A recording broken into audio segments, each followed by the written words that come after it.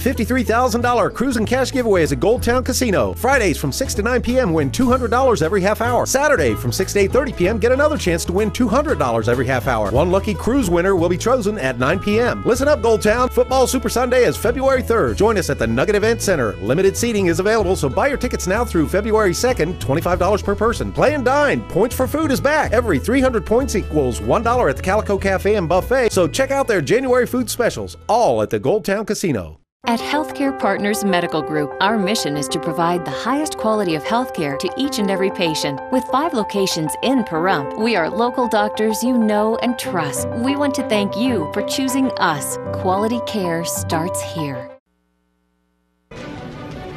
News 46 is brought to you by Healthcare Partners. News is also brought to you by Comfort Hospice Care, where we give our patients and their loved ones peace of mind, knowing we provide the highest quality of care 24 hours a day, 7 days a week.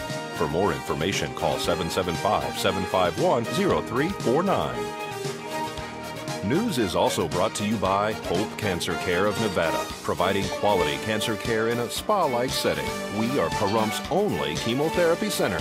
Call 1-800-881-4226. News is also brought to you by Bees Embroidery and Garment Printing, specializing in custom and personalized decoration of gifts, garments, and more. Call 775-727-9444.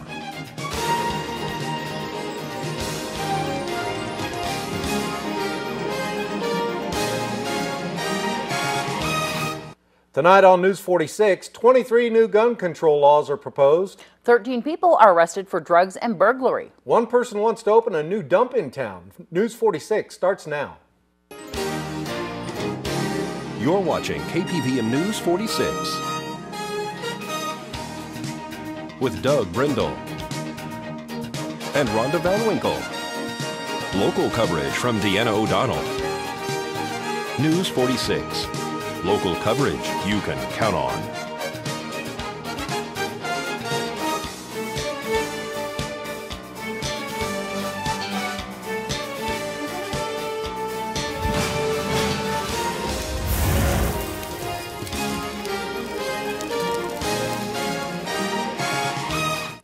Good evening. It's Wednesday, January 16th, 2013. I'm Doug Brindle. And I'm Deanna O'Donnell, in for Rhonda Van Winkle.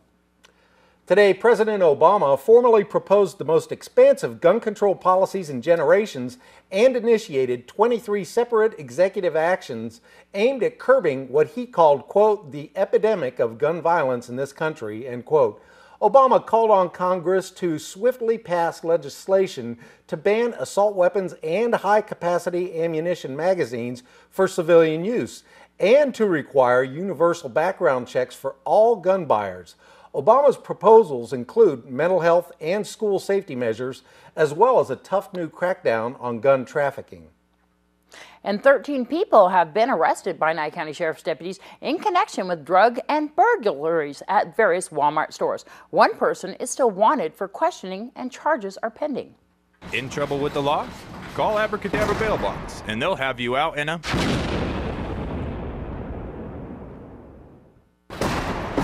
The Predator Task Force and Scorpion Task Force has been working on a large-scale stolen property and narcotics operation. Detectives received information that electronics were being stolen from Walmart in large quantities and being pawned or sold. Detectives identified Alora Hewitt, Ricky Lavender, Ricky Wells, Michelle Schultz, Cricket Egan as main targets in this criminal activity.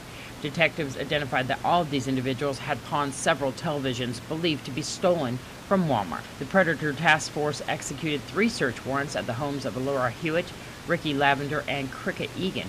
During the execution of these warrants, detectives recovered stolen property as well as evidence of additional electronics. All the people involved in this criminal activity were found to be under the influence of a controlled substance, according to the Nye County Sheriff's Office press release. Most of them were in possession of heroin, methamphetamine, and or drug paraphernalia. Michelle Schultz, Ricky Wells went into Walmart, according to the press release, on January 14th and attempted to steal electronics. They were observed by Walmart staff and immediately abandoned the items they were stealing and fled. Deputies located Michelle Schultz and arrested her.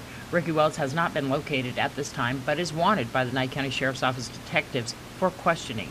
Both Schultz and Wells have been linked to suspects previously arrested in this case. The thefts from Walmart have happened here in Pahrump, as well as several additional Walmarts located in Las Vegas. Detectives are working with Walmart's asset protection and will be joining forces with the Las Vegas Metropolitan Police Department to ensure both jurisdictions have details of the crimes occurring in adjoining counties. Cell phones that were seized on suspects provided much insight into the operations of this group and additional suspects involved, according to the press release.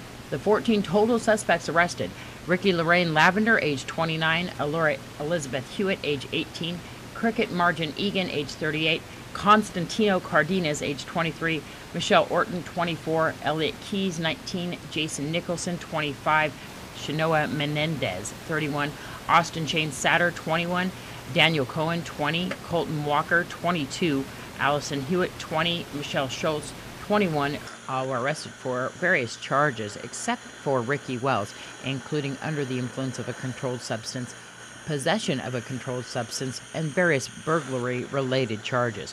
Ricky Wells is still wanted by Nye County Sheriff's Office for questioning. This is Deanna O'Donnell for News 46. Residents throughout the valley received robocalls this week asking them to attend the Regional Planning Commission tonight at 6 p.m. to protest an application by Rene Morales, who's the owner of Morales Construction. Morales would like to open a landfill on East Simcoe Road. He currently owns a concrete plant and metal recycling operation already on site. The automated messages accuse Morales of wanting to import toxic waste from Las Vegas. It adds that Morales wants to ship 3,100 truckloads per month. In his application, he states the following, quote, "My intentions of waste for the landfill will be industrial waste, residual waste from recyclables, construction cleanup, and demolition debris," unquote. Mr. Morales intends on bringing toxic waste from Las Vegas and California into our community, 3,100 truckloads a month. That's 100 trucks a day spewing toxic microdust into our air. What's more frightening, Mr. Morales has zero experience running a landfill, so how can we trust him? Mr. Morales has done no hydrologic, geologic, or groundwater studies, and he is asking us to take this on faith, that he knows what he's doing. Pahrump has some of the cleanest water in the state, and Mr. Morales will ruin this. Help protect our children and our neighbors. Be at the meeting at 6 p.m. this Wednesday at the Chamber Commission. Last month, the commission asked that Morales provide detailed plans regarding the facility. News 46 spoke to Rene Morales this afternoon to get his reply about the automated messages.